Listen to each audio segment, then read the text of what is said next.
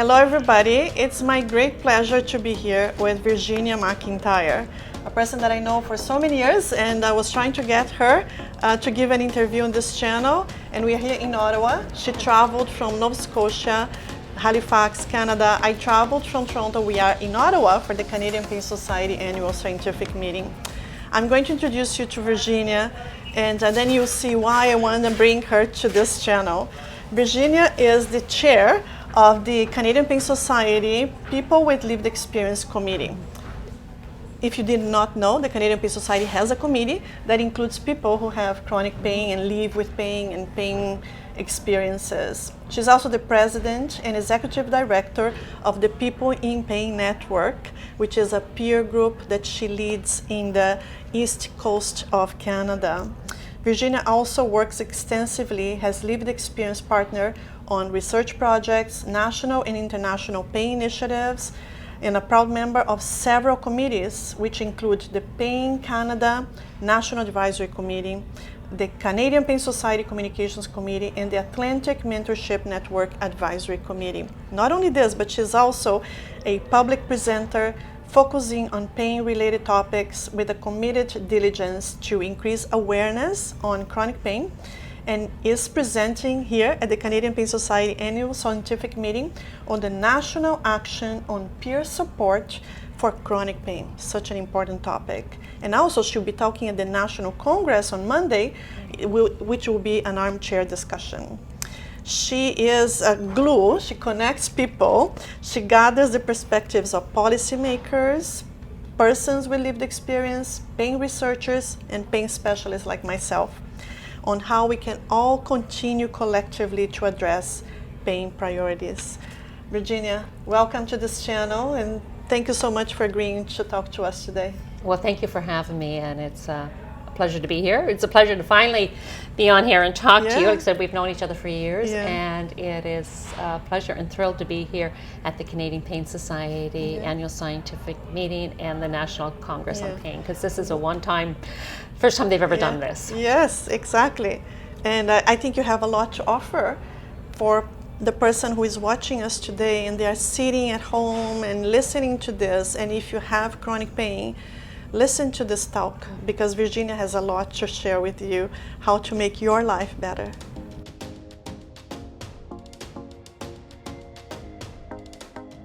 So Virginia, why don't you tell us about your pain journey, what happened, so people will know more about your journey with pain. Okay, happy to.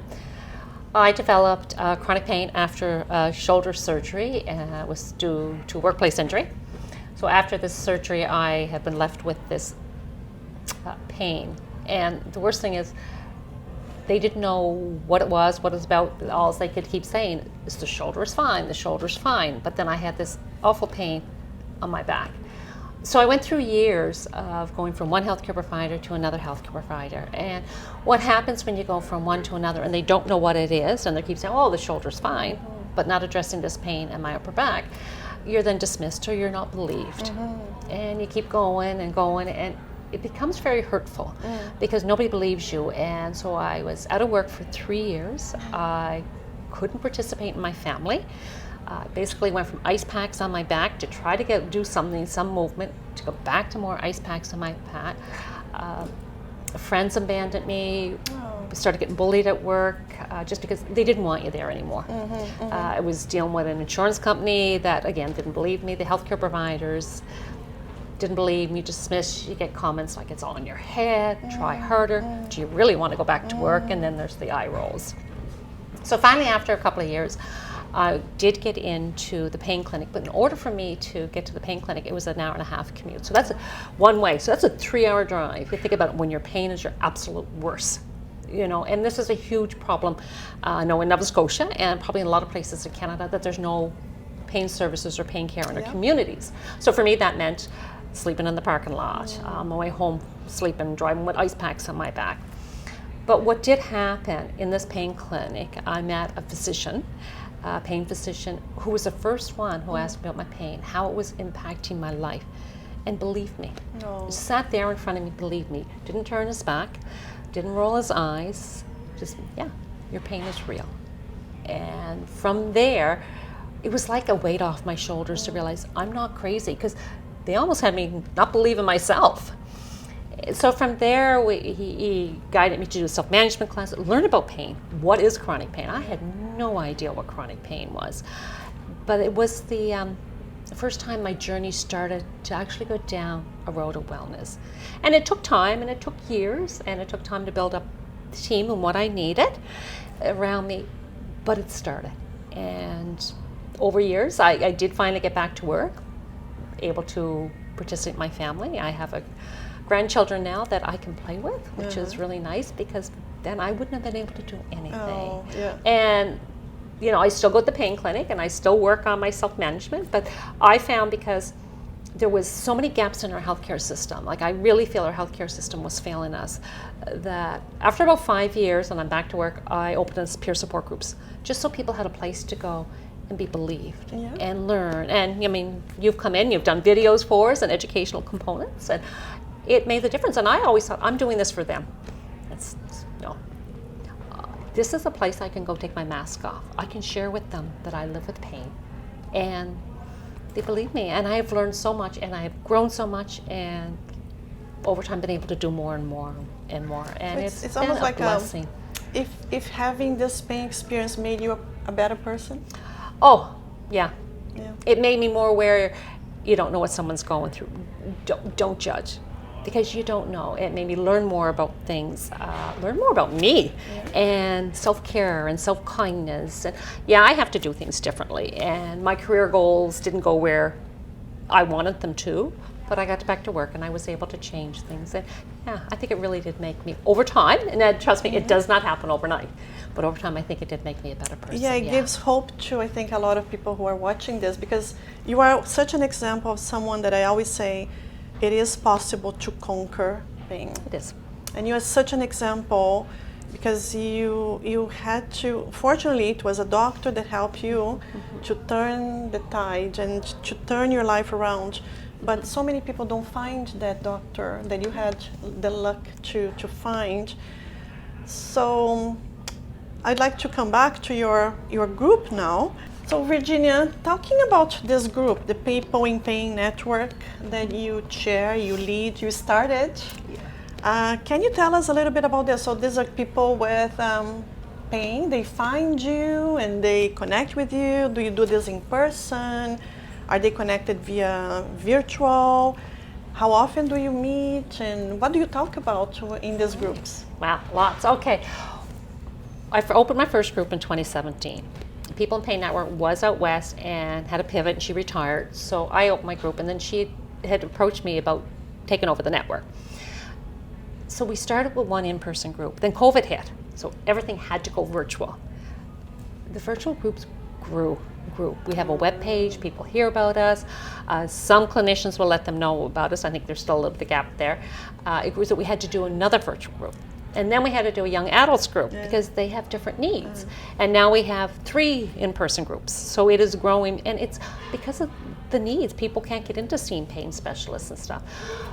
One thing we do with our groups is we call it a self-management, pain self-management. So we offer an education component, and we have a structure, and not that the structure can't be adapted or mixed, because it is their group and it's what they want.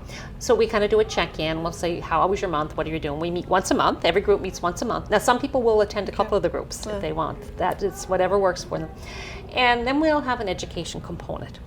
And then after we discuss it. So this is where the magic happens, this education, because it's now we've taken the education the researchers have, it's all evidence-based that the researchers have shown us. It's how do you put it into your life? How do you make this that you're going to be able to use it? Yeah. And then we talk about what we're going to do for the next month that we may be able to learn and walk away to. Yeah. So that's kind of the thing, but it's that educational component and learning how you're going to put in your life. It really is the magic to everything. I wish my patients, all of them, would have one group that they could attend like this. I wish more clinicians would let them know about the groups, and I think unfortunately some groups, well, you see maybe social media that they don't do the education component, so maybe physicians are a little weary, like I don't want to send somewhere if it's not doing the right thing. But I've had clinicians come into our group and sit just to see what we were doing, and then start letting their patients know, because you want to make sure that we're sharing the right words, or not so much the right words, the evidence. We really want to make sure the evidence, because and we listen. I understand. I also, as a physician, I'm afraid that my patients may find some groups on Facebook, on the internet, that are not healthy. They put the person down and they don't discuss solutions. They only whine about how miserable their lives is, and that doesn't, like, I tell my patients, don't marinate in the misery juice. Yeah. You need to be around people who have solutions, people who are optimistic, people who have trailed before you, so they can show you the way. I think you're 100% right. I mean, it's not that you can't share, well, I had a bad month, or I did too much, and I know I did. I didn't pace and do that, and we'll say, okay, maybe we need to have a talk again a little about how to pace, or how to set up boundaries. And then we come, this is the next stage, and people share, well, this is what I did in that time, or if there was a family event, we share how other people have gone through it. But there really is that. The really cool thing what's happening right now in Canada is, under Pain Canada's umbrella, they have brought us together, organized monthly meetings. We put them about every 4 to 6 weeks. And it's the peer support organizations. There's not a lot in Canada. And to share what you're doing, what are your needs, and how can we do consistency across Canada, that we're offering the same thing. At the same time, each organization keeping their own uniqueness. Like, we all have our own unique thing. Like, we have guest speakers in. But in that, we have developed a dashboard and a manual that they can use to support the groups and run the groups. Our facilitators are trained. There's continuous training after to do the basic training. Very important. Yeah, because they have to be able to run this up, and they have to be managing their pain well. So that's been a really nice thing for us, and our facilitators feel supported. And we're kind of working now with Pain BC, AQDC, which is through Quebec, Corrections Canada's in the group with us. So we're all kind of learning from each other, and it's been amazing. And our facilitators, when they do the first training and they go with these other facilitators in these other provinces, and they like it. They really But this is in enjoy Canada. it. So if you are in Canada, and if you're watching this and you're in Canada, they can connect. Yep. There People are in different Pain Network. People in Pain Network. They can find a group, and they can find a place. But what if a lot of our audience in this channel is international? What are the plans for the world? I would love to say we're going to open up international. People in Pain Network will take people in Canada. At least we're national, where AQDC is just Quebec and Pain BC is just BC.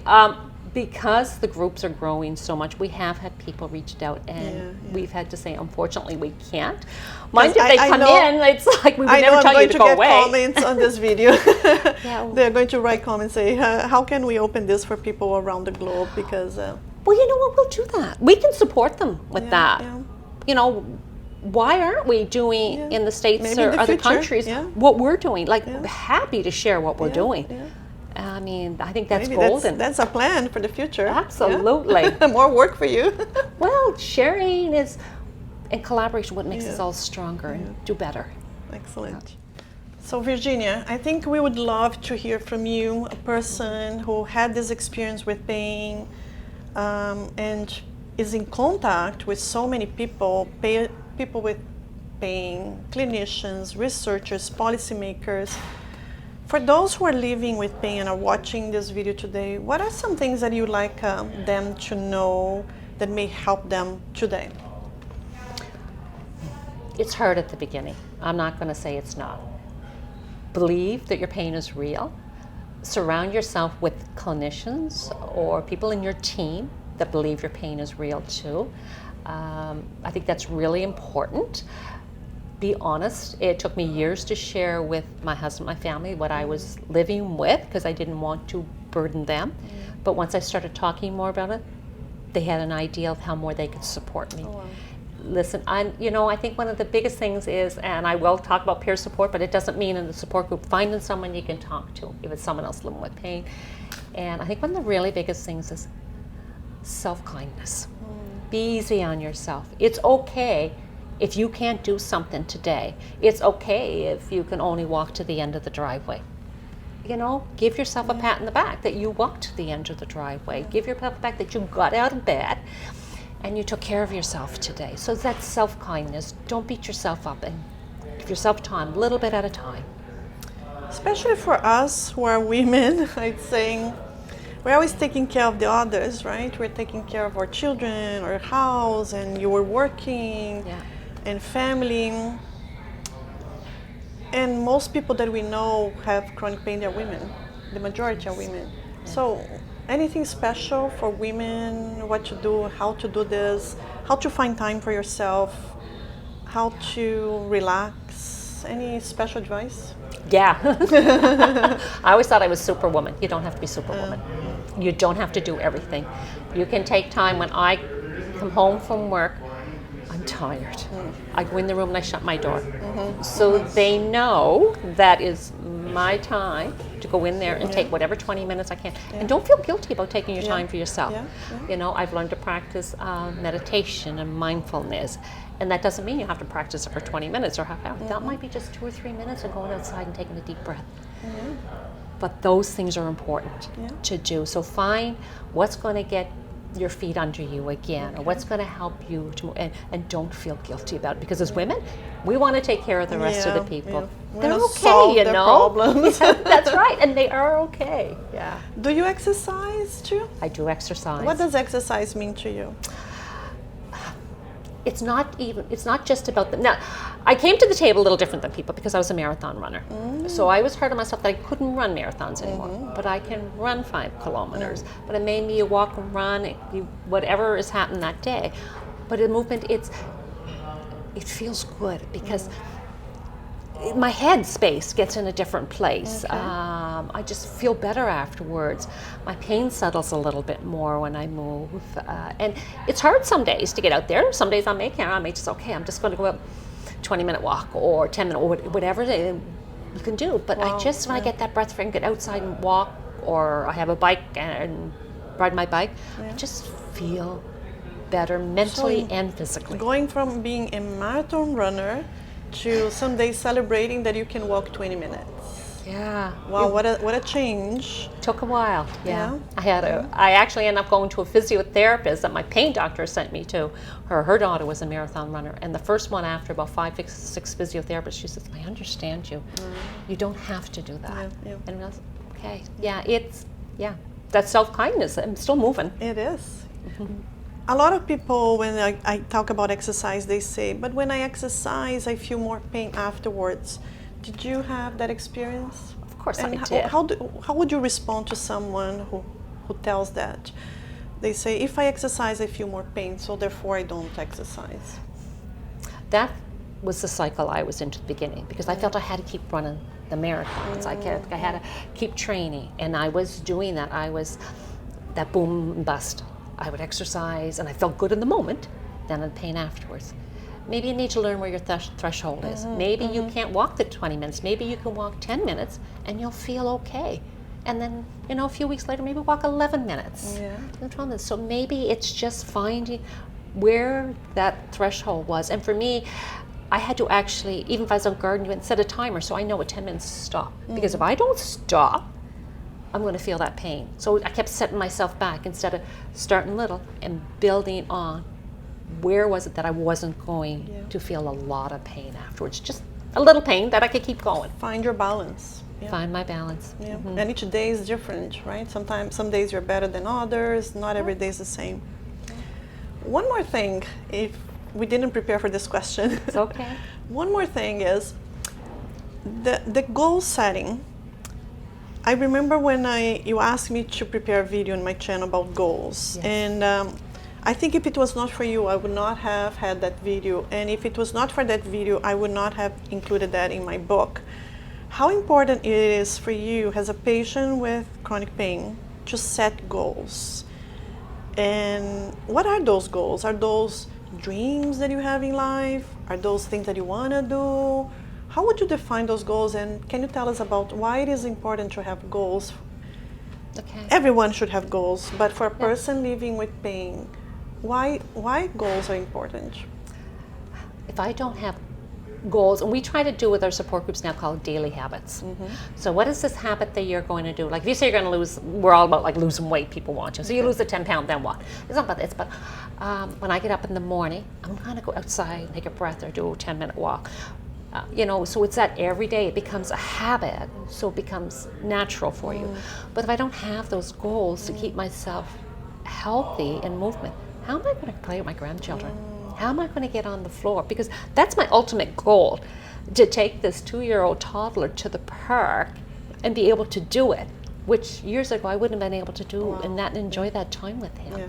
So I need to keep myself feeling good, eating well, and moving, or I'm not going to be able to do those things. But even, years ago I wouldn't have been able to sit down and read a book with them and be able to get on the floor and then get up without an ice pack on my back. So your goal is, I want to play with my grandchildren. Of course. But then every day, the little things you're doing every day, it's like your motivation is because I have that goal. Yes, it's because I have that. That's at the end. This is what's going to keep me getting there. And more important now than ever, because I know the pain is still there, and I know the flare-ups are still there. They may not be as bad because I've been able to learn to really, what's that word? They kind of change the system, and I've been able to desensitize. And I have been able to do that over the years. Of course, it's possible. It is. But then if I go on all the holidays, eat too much, stay up too late, don't sleep well. Sleep. It's going to be... that pain's back. It is, and that's what we'll have some people in the support group say, okay, maybe it's a trade-off. For 3 days, my family's here and do that, and then I'm going to have what they call it is a retreat. They're going to take 2 days to themselves to get themselves back on track, because the pain is still there. But that's what is important. They know if they're going to have a flare, some bad days, they know that it will be possible for them to be back on track. I like 100%. that. And I think that's why I used to do journaling. And I don't as much anymore, because then I could look back, look, this is what I did for that flare-up, or look at all the good days I've had when you're having those bad days. It was a little reminder that I'm doing okay. Excellent. Yeah, so Virginia, you talked about journaling. Yes. And I love that. There are a lot of papers I read about scientific evidence showing that journaling, writing, not daily, but maybe regularly, has a lot of therapeutic benefits. I don't know much about that. I need to study more about the therapeutic benefits of writing, journaling. Can you tell us more your experience with journaling? What were you writing? How did you feel? And you said that you went back and read your journal. So how did it help you? Maybe that will give some ideas for someone there. At first, if someone had said to me, try journaling, I would have said, really? But I did. It's paper and pen. It was a way I would write things if I was having a bad day. Today is a bad day. And I think for me it was a way of getting it out, because I had nobody to talk to. People don't understand it. You don't want to share. So it was a way of getting it out. Yeah, it was on paper, probably sloppy, but it was a way of getting it out and saying I'm having a bad day. And then if I'm having a good day, I'm having a good day today. I went out and I did this. But in the same time, I built up little things. This is what I did when I had a flare-up. So I kind of, over time, and I didn't even realize I was built up that kind of a flare-up toolkit prep thing, that knowing that what worked. And today I was able to do this, or I had a great conversation with some. So it worked in both ways. One, it gave me a place to put my thoughts, even the negative thoughts and how I was feeling, and turn them sometimes into positive thoughts. Remind me of good days I was having. Gave me that, and it gave me that look back, especially when I was in the midst of going from the pain being really bad to getting where I'm at. That kind of a crossover to realize, okay, you look back, look, 2 days ago you were able to do this and you were able to do that. Like, I mean, it's that self-talk too, and it literally that's what it was. And I'm like, okay, I will be okay, because you know what? Nobody needs me today. Tomorrow I might be able to, and I think that's part of the self-talk too. Does anybody really need me today? Are my kids okay? Is everybody okay? Because I mean, we have our families. I can take this little bit of time, because tomorrow I'm going to go for that walk. Tomorrow I'm going to get up and I'm going to brush my teeth, and I'm going to make that meal, and I'm going to prep for a couple of days, because last time that's what helped me out. Wow. So it helped me in so many ways. Yeah, just a piece of paper, Oh. and nothing too structured. Fancy. No. Nothing fancy. Just put the date. I only did you put the wrote. date on it. Yeah, a date. Just let your thoughts go. Just let my thoughts go. Wow, that's therapeutic. Yeah. Yeah, with no structure, no pressure. no pressure, no watching my grammar or anything that it was nothing that not for anybody to look at. Yeah. It was mine. Yeah. It was totally mine. And it may be just saying I had a good day. I walked 10 minutes. Some days were like that. What I don't like is when my patients, many years ago, we were asking them to do pain diaries. I don't do that anymore. Yeah. Pain diaries are horrible because it forces the person to think about the pain and give a number for the pain and where is the pain. Agreed. We don't want the person to be thinking about pain. We want them to forget about pain and forget that they have pain and think about their life. So I think that a good journal is what you just said, what you're going to do. It's your life. It's your life. Even if you're saying my pain's bad today, but you don't have to think about it. Yeah. There's not that pressure. Yeah. But tomorrow's going to be better. Or because I think that's what we often forget, and it's even with the pain scales. You know, some people say, well, what's your pain? But it's about life. It's how it's impacting your life and it's your functioning and how you can or can't do things and reminding yourself that you can do stuff.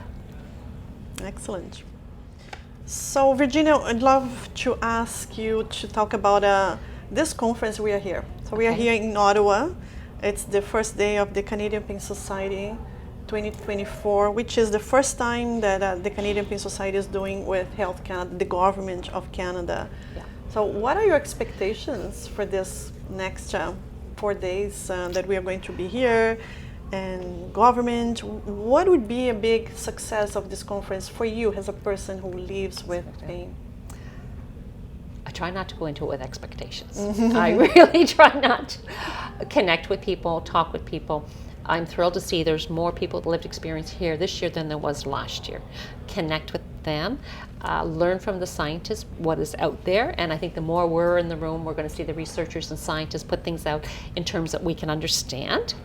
I am super excited about Monday with the National Congress on Pain with the Canadian Pain Society and Pain Canada also part of all bringing that together, because this is the one time you've got your researchers, your scientists, people with lived experience, policymakers, nationally, all together and learning what's working, what are we doing, what's not working, what can we do, how can we move things forward. So I've been advocating for pain services and pain care, and especially in the East Coast, for a long time, and almost to the point it's like, I'm wasting my breath. But this is making me realize, no, I'm not wasting my breath. This is giving hope. And coming together and seeing more and more every year that clinicians and the researchers talk to us, include us in their research, include us in their panels, include us in everything, and then everybody come together and include us. It's hope, because if you don't listen to what we're saying, really the end of everything is to help us. And if you don't hear what we need and what we're missing, how are you going to help us? So this gives me a lot of hope. Amazing. Yeah. Thank you for being here. Oh, thank for you. For having, your time, your dedication to people with chronic pain. And I can see how pain made you a person that you are today. Absolutely. I don't want to say this, but thanks for the pain that you have. You are now helping more people. So I hope you feel better and the pain is not too disruptive for you in the next few days, because we need you. Well, and thank you for everything you do. I mean, coming to our support groups for these videos.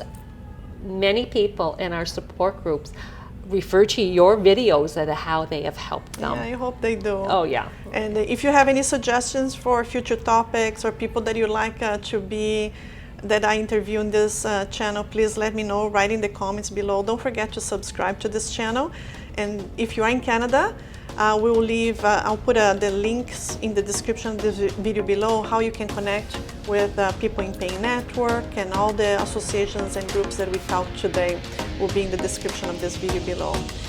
Thank you so much again. I think it's amazing. And please remember, this video is not intended to provide anyone with medical advice. Neither Virginia or me, we are here to give individual advice. If you have any problem, please consult your doctor, your healthcare professional, and And if there is an emergency, please go to the nearest emergency department or call an ambulance.